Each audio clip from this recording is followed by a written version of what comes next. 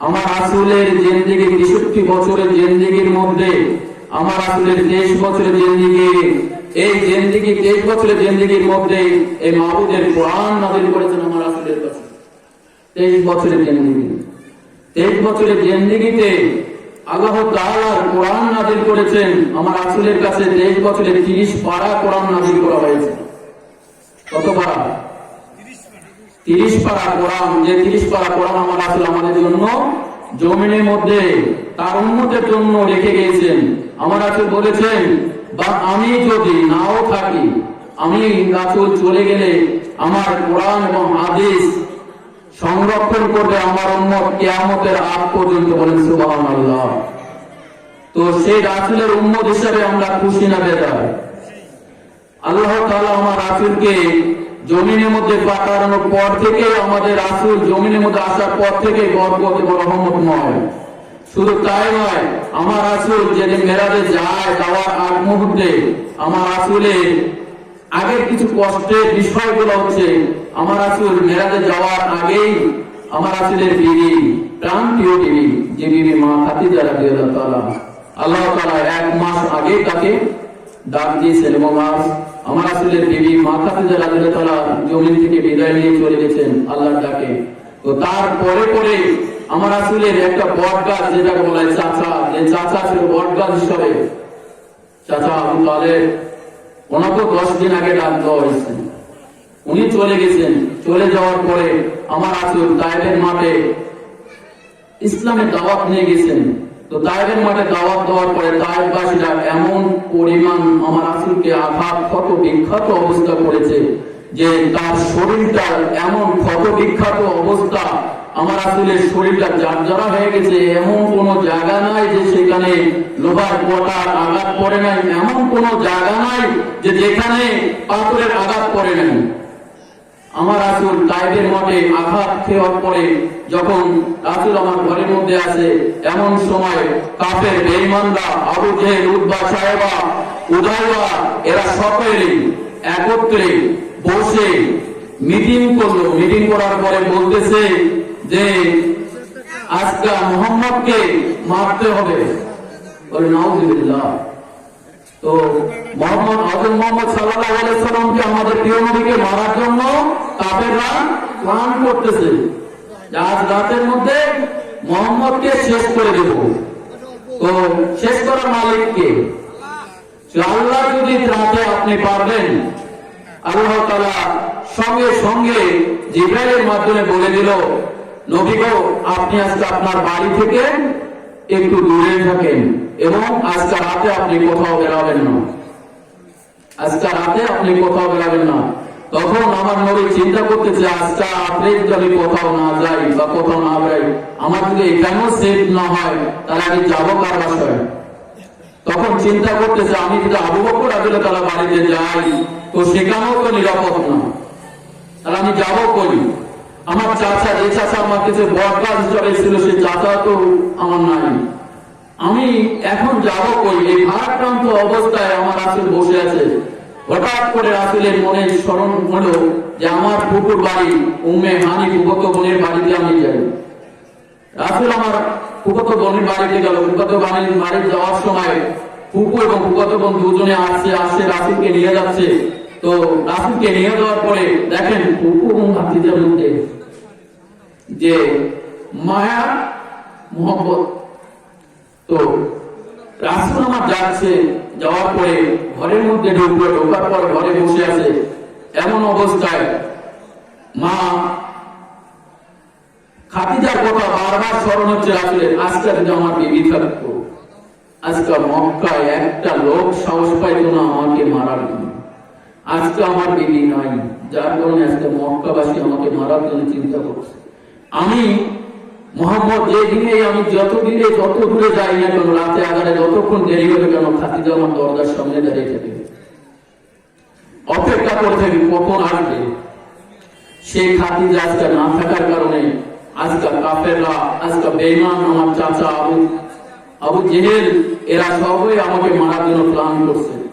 তো রাসূল আমার এই কথাগুলো ভাবতেছে, চিন্তা করতেছে। এমন সময় উম্মে হানি বলতেছে যে চিন্তা করিও না, আমি যতক্ষণ আমার জীবন হায়াত যতক্ষণ আছে ততক্ষণ পর্যন্ত তুমি মোহাম্মদকে রক্ষা করার জন্য এই যে বড় একটা রামদাও দেখলে, এই রামদাও নিয়ে আমি দরজার সামনে বসে আছি।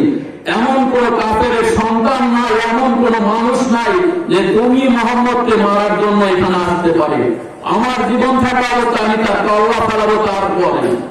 তো দেখেন যে উম্মে হানি ফুফতো বোন ফুফু দুইজনে রাসূলকে নিরাপত্তা দিচ্ছে। তো তখন রাসূলকে যখন নিরাপত্তা দিচ্ছে তখন রাসূলকে বললো যে বাবা, ফুফু বলতেছে বাবা তুমি ঘুমাও, নিরাপদে তুমি ঘুমাও, তুমি টেনশন ছাড়া ঘুমাও। তখন আমার রাসূল কিন্তু পুরো নিরাপত্তা টেনশন ছাড়াই কিন্তু বিছানার মধ্যে শুয়ে আছে। এমন অবস্থায় আল্লাহ তাআলা বলে দিল জিবরাইলকে, জিবরাইল যাও আমার বন্ধুকে আমার বাড়িতে নিয়ে আসো। আমার বন্ধু আমার বাড়িতে এসে ঘুরে যাও। এখন আমার বন্ধুর মনটা পুরো ভারাক্রান্ত, আমার বন্ধু পুরো মন খারাপ করে শুয়ে আছে। যাও জিবরাইল আমার বন্ধুকে নিয়ে আসো। তো রাসূল শুয়ে আছে, জিবরাইল আসে গেল। রাসূল তো ঘুমন্ত অবস্থায়, জিবরাইল ডাক দিলে কি হবে? আল্লাহকে বলতেছে, আল্লাহ রাসূল তো ঘুমাচ্ছে, কিভাবে ডাকি আর কিভাবে কি করি? তখন আল্লাহ বলতেছে, জিবরাইল আমার বন্ধুকে কোন রকম ডাকি দিও না, তবে দরজা লাগানো আছে, হ্যাঁ দরজা লাগানো আছে, তাহলে আমার বন্ধুকে সাপ ফেটে নিয়ে আসার ব্যবস্থা করো। তখন ঘরে সাপ ফাটানো হলো, পুরা চৌকিটা জিবরাইল আর মেঘরাজ দুইজনে মাথায় নিয়ে গেল, নিয়ে যায় কাবার সামনে নিয়ে গেল। সুবহানাল্লাহ। তো রাসূলকে নিয়ে গেল কাবার সামনে। যাওয়ার পরে আবার ওই খাট ওই ঘরের মধ্যে পৌঁছে, সাপ যেমনকার ঘর তেমনই পরিবেশে বসতে করলো, যেন কাফেররা বুঝতে পারে না রাসূলের দিকে গেছে, কাফেররা বুঝতে পারে না দরজা খুলে রাসূল বেরিয়ে গেছে। আল্লাহ দেখেন, আল্লাহ এত নিরাপত্তা বিস্তৃত, এত ফেরেশতা নিযুক্ত করছে, ৭০,০০০ ফেরেশতা নিযুক্ত করছে রাসূলকে কাবার সামনে থেকে নিয়ে যে আলাদা পর্যন্ত পৌঁছে দেওয়ার জন্য। সুবহানাল্লাহ। আল্লাহ তাআলা কোরআনে বলে দিয়েছেন, আল্লাহ তাআলা আমাদের এই কোরআনের ১৫ পারার মধ্যে আল্লাহ তাআলা বলে দিয়েছেন, সুবহানাল্লাহি বিআসরাফি লাইলাম মিনাল মাসজিদিল হারাম ইলাল মাসজিদিল আকসা বারাকনা হাওলাহু লিনুরিয়াহু মিন আয়াতিনা ইন্নাহু। কে বলছে? তার কথা মালিক আমাদের কোরআনের মধ্যে বলে দিয়েছে। সুবহানাল্লাহি আসরাফি বিআবদি লাইলাম মিনাল মাসজিদিল হারাম ইলাল মাসজিদিল আকসা। আমার বন্ধুকে মসজিদ থেকে মক্কা থেকে আকসা পর্যন্ত নিয়ে যেতে ৭০,০০০ ফেরেশতা নিযুক্ত করা হয়েছে। ৭০,০০০ ফেরেশতা পুরো রাস্তা নিরাপত্তা করে দিয়েছে, এবং একটা ফেরেশতা দেয় না, ৭০,০০০ ফেরেশতা পুরো নিরাপত্তা রাস্তা করেছে, যারা কোনো কাফের আমার বন্ধুর কাছে যে একটা চুল পরিমাণ যেন ক্ষতি করতে না পারে। আল্লাহ বলছে সে আমার বাড়িতে আসছে, আমার বন্ধু আমার বাড়িতে আসতেছে, অন্য কারো বাড়ি না, অন্য কোনো মন্ত্রী এমপি সরকারের বাড়ি না, আমার বন্ধু আমার বাড়িতে আসবে, নিরাপত্তা বজায় করে রাখবে। আমার বন্ধুদের কোনো পরিমাণ চোর পরিমাণ করতে হয় না। আমার রাসূল মক্কা থেকে আল-আকসা মসজিদ পর্যন্ত গেছেন। যাওয়ার পরে ওখানে যে শুধু ওখানে যে শেষ নয়, ওখানে যাওয়ার পরে আমার রাসূল ২ রাকাত নামাজ পড়লেন। একা একা নয়, একা একা ২ রাকাত নামাজ পড়ে নাই, পড়ছে ১,২৪,০০০ পয়গম্বর। শুধু তাই নয়, আমার রাসূলের পিছনে শত লক্ষ কোটি বিলিয়ন ফেরেশতা ছিল। শুধু তাই নয়, আমার রাসূলের নামাজে ২ রাকাত নামাজ পড়ার পিছনে আরো ছিল যে সমস্ত নবী রাসূলগণ দুনিয়ার মধ্যে এসে তাদের উম্মতরাও ছিল, একত্রে নামাজ পড়ছে ২ রাকাত। আমার রাসূল নামাজ পড়ার সময় যখন নামাজে যাবে এমন সময় একটা দৃশ্য দেখেন, তায়েফের মাঠে একটা দৃশ্য, আরাফার মাঠে একটা দৃশ্য দেখেন। আরাফার মাঠে যখন হাজিরা যায় সকলের পোশাক কি থাকে? সাদা থাকে না? সকলের পোশাক কিন্তু সাদাই থাকে। তো ওই সময় ওই দৃশ্যটা সকলের পোশাক সাদা। আমার রাসূল বলতেছে এত মানুষ, জিবরাইল আমি এই অবস্থায় কিভাবে যাব? তখন জিবরাইল বলতেছে ইয়া রাসূলুল্লাহ আপনি সামনে যান। তো জিবরাইল যখন বলল ইয়া রাসূলুল্লাহ আপনি সামনে যান, আমার রাসূল সামনে। তো আমার রাসূল নামাজ পড়াবে, ইকামত দিবে কে? বলেন, ইকামত দিল জিবরাইল। আল্লাহ হুকুম দিল, জিবরাইল ইকামত দিচ্ছে, রাসূল আমার ২ রাকাত নামাজ পড়াইল। একত্রে নামাজ, সবাইকে নামাজ পড়ার পর রাসূল আমার বসে সালাম ফেরত। আল্লাহ আমি ভাবতেও পারি না কোনদিন আমি এতগুলো নবী রাসূলদের পিছনে রেখে আমি নবীর ইমামতি করব। আমি কল্পনা করতে পারি না যে আল্লাহ আমাকে আজকে এই জায়গায় বসার ইমামতি করার মতো দায়িত্ব দিচ্ছে। শুধু তাই নয়, আমার রাসূল ইমামতি শেষ করার পরে দুহাত তুলে চাচ্ছে, আল্লাহ তুমি আমার গরিব উম্মত, যে সমস্ত উম্মত আমাকে দেখতে পারে না, যে সমস্ত উম্মত আমাকে দেখতে পারবে না, আমার ওই উম্মতের কি হবে? আমার রাসূল চাইলে তার সন্তানকে, চাইলে তার বিবিদেরকে, চাইলে তার আত্মস্বজনের চিন্তা, আমার রাসূল একমাত্র চিন্তা করছে তার উম্মতের কি হবে। তখনও চিন্তা করছে আমার উম্মতের কি হবে। আমার রাসূল ওখান থেকে রওনা দিলে বরাকে চললো, বরাকে চলার পরে আমার রাসূল রওনা দিলে এমন সময় রাসূল যখন রওনা দিচ্ছে, তারপরে মা মারিয়মের কবরে 2 রাকাত নামাজ পড়ে ওখানে দোয়া করলো। ওখান থেকে রওনা দিল, দেওয়ার পরে মুসা আলাইহিস সালামের ওখানে গেল। প্রত্যেকটা জায়গায় 27,000 বছরের রাস্তা বা 27,000 বছর সফরের কত, প্রত্যেকটা জায়গায় সফরে গেছে, প্রত্যেকটা জায়গায় ইব্রাহিম জাতির পিতা ইব্রাহিমের ওখানে গেছে, ওখানে নামাজ পড়ছে। ওই জায়গা থেকে শেষ করে প্রতিটা জায়গায় 7টা আসমানকে স্তর বা স্তর প্রতিটা নবীর সঙ্গে সাক্ষাৎ করেছে। বলে সুবহানাল্লাহ। শুধু তাই নয়, ওখান থেকে শেষ করে আমার রাসূল যখন রওনা দিচ্ছে, ধীরে ধীরে প্রথম আসমানে গেল। যাওয়ার পরে দেখা হলো বাবা আদমের সঙ্গে। বাবা আদম বলতেছে, ইয়া মুহাম্মদ। তখন আমার রাসূল বলতেছে, আমি মুহাম্মদ। বাবা আমি মনে করছি তুমি আমার ওরসে আসবে। এবং আল্লাহ তাআলা বলছে না, আসবে মুহাম্মদ যখন আসবে আপনি অবশ্যই দেখতে পাবেন মুহাম্মদ কেমন। আমার রাসূলকে দেখার জন্য মা হাওয়া, যখন মা হাওয়া বাবা আদম একত্রে হয়েছে, হওয়ার পরে দেখে ওই যে কাবার সামনে লাইটিং হচ্ছে, সবুজ একটা লাইটিং এর মধ্যে মুহাম্মদ রাসূলুল্লাহ নামটা লেখা আছে। আমার মা হাওয়া বলতেছে, মা বলতেছে, আল্লাহ এই নামটা কার, এই মুহাম্মদ কে, সে কোথায় আছে, সে কে? তখন আল্লাহ বলতেছে, আবার এটা এমন একজন মানুষ, এমন একজন মহামানব, সে গুণ জমিনের মধ্যে আসবে, এমন মূল্যবান। ওমা আরসালনাকা ইল্লা রাহমাতাল লিল আলামিন। আমার নবী এত রহমত বরকতময় নবী আমাদের। তো তখনই বলতেছে যে মুহাম্মদ আসবে কার গর্বে? মা হাওয়াকে মা হাওয়া বলতেছে, আল্লাহ মুহাম্মদ আসবে কার গর্বে? তখন আল্লাহ বলতেছে, মুহাম্মদ আসবে এমন এক সময়, এমন একজন মায়ের গর্বে, সে মা আমেনার গর্বে। তো তখন বলতেছে, সে কি আমার, তার আগে বলছে সে কি আমার গর্বে আসবে? আল্লাহ বলতেছে, না তোমার গর্বে না, সে আসবে মা আমেনার গর্বে। তো আল্লাহ আমাকে কি দেখানোর সুযোগ করে দেবেন?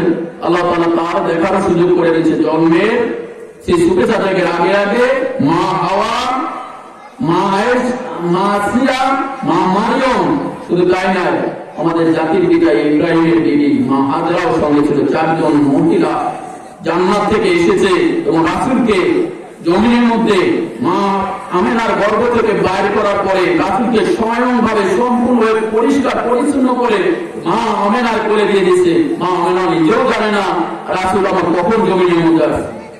সুবহানাল্লাহ। তো মা আমেনা সন্তান যখন আমাদের নবী আসার পরে, আমার রাসূল যখন যাচ্ছে, জাতির আমাদের রাসূল যাওয়ার পরে বাবা আদম সে সাক্ষাৎ দেওয়ার পরে ঈসা আলাইহিস সালাম সাক্ষাৎ করার সময় ঈসাকে বলছে, ঈসা আলাইহিস সালামকে যখন বলল, ঈসা তুমি তো যাবা আমার উম্মত হিসাবে, তবে তোমার কাছে আমার দাবি, আমার উম্মত, আমার এই উম্মতকে যখন জাহান্নামের দিকে নিয়ে যাবে, তখন অবশ্যই তুই যেন আমাকে আমার বলিস, আমার উম্মতকে যখন জাহান্নামে নিয়ে যাবে, অবশ্যই অবশ্যই যেন তুই আমার উম্মতকে জাহান্নামে নিয়ে যাওয়ার আগে আমাকে যেন খবরটা পৌঁছে দিস। ঈসা আলাইহিস সালাম বলতেছে, ইয়া রাসূলুল্লাহ, আমি আমার উম্মতকে চিন্তা করব না, আমি একমাত্র চিন্তা করব আপনার উম্মতকে নিয়ে। আমি যাইতে পারবো কিন্তু ঠিক আছে, আপনার উম্মত হিসেবে যাবো, কিন্তু আপনার উম্মতকে আমি জান্নাতে না যাওয়া পর্যন্ত আমার উম্মতের কোনো চিন্তা ভাবনা করবো না। আমরা সেই নবীর উম্মত। তো মুসা আলাইহিস সালামের সাথে যখন সাক্ষাৎ হয়, ওখান থেকে যাওয়ার পরে মুসা আলাইহিস সালামের সাক্ষাৎ, মুসা আলাইহিস সালাম বলতেছে, তার আগেই আল্লাহ তাআলা বলতেছে, মুসা তুই না বলছিস বারবার মুহাম্মদের যদি এত কদর, তো ওই নবীকে আমাকে একটু দেখান। আমি তোমাকে কি বলছিলাম যে সময় হলে আমি আল্লাহ তোকে জানাই দিব। তো আল্লাহ তাআলা সময় যখন হয়ে গেছে মুসা আলাইহিস সালামকে বলে দিল, মুসা রেডি হ, আমার বন্ধু মোহাম্মদ চলে আসতেছে, আমার বন্ধু মোহাম্মদ আসতেছে।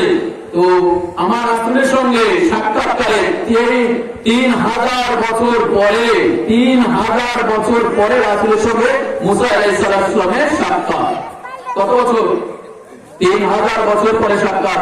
রাসূল আসা যাওয়ার আগে আল্লাহকে ফরিয়াদ করলো মুসা আলাইহিস সালাম, আল্লাহ আমি কি এই পরিবেশে, এরকম একটা পরিবেশে আমি আপনার বন্ধু প্রিয় নবী হযরত মুহাম্মদ সাল্লাল্লাহু আলাইহি ওয়াসাল্লামের সাথে সাক্ষাৎ করব এইভাবে? তখন আল্লাহ বলতেছে, তুই কি চাস বল? আল্লাহ তুমি যদি জান্নাতের একটা কাপড় আমাকে পরাই দিতেন তাহলে আমি আর কত খুশি না হতাম। আল্লাহ বলতেছে, যা জান্নাতের কাপড় খুশি দেখে না, 1,24,000 পয়গম্বরদের সবার গায়ে গায়ে এই জান্নাতের কাপড় পৌঁছে দেব। তখন সবাইকে জান্নাতের কাপড় যখন পৌঁছে দেবো, পরে দেওয়ার পর আমরা রাসূলের সাক্ষাৎ হলো, আমি খুব দ্রুত শেষ করে দেবো কারণ সময় খুব কম। সবাইকে জান্নাতের কাপড় পরাই দেওয়ার পরে আমার রাসূল আল্লাহর বাড়িতে গেল বেড়াইতে, কিন্তু আল্লাহর বাড়িতে যাওয়ার আগে এই বোরাক আর যাইতে পারে না। সিদরাতুল মুনতাহা পর্যন্ত যাওয়ার পরে এই বোরাক আর যাইতে পারে না। বোরাক বলতেছে আমার একটা মন নাই। তখন আল্লাহ তাআলা রবকে পাঠিয়ে দিল, রব রওনা দিল। আল্লাহর বাড়িতে যাওয়ার পরে সর্বপ্রথম আমার নবী যে সিজদায় যান, 2 রাকাত নামাজ, 2টা সিজদা দেন। সে 2টা সিজদা দেওয়ার পরে আল্লাহ তাআলার কাছে এত খুশি যে আল্লাহ তাআলা এত খুশি আমার রাসূলের কাছে, আমার রাসূলকে শেষ পর্যন্ত আমরা তাহার পড়ি না, তাসাদ পড়ি না, নামাজে